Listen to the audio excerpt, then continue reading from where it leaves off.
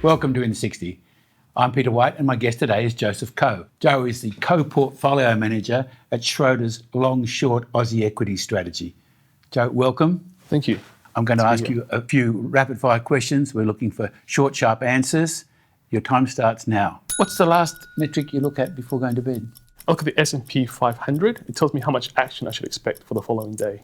What's been your biggest lesson in the last 18 months? I think when central banks and governments are united across the world to pump up lots and lots of cheap money into the economy, don't stand in front of that freight train.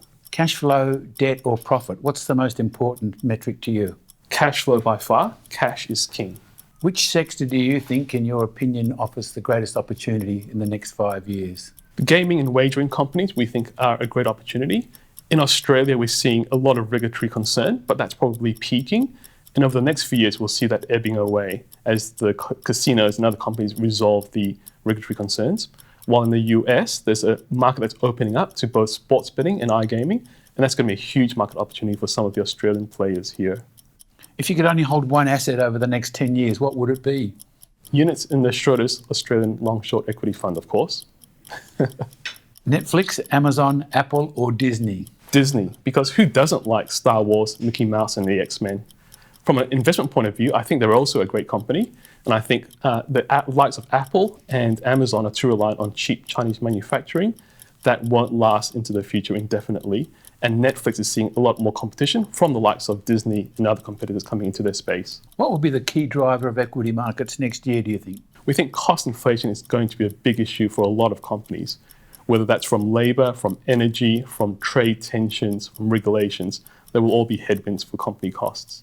In terms of driver or drivers of returns, do you see themes or do you see fundamentals? So I think themes always affect the returns in the short term, but fundamentals exert themselves in the long term. What about pineapple on pizza? What's your position on that? Pineapple on pizza is great if you're 8 years old.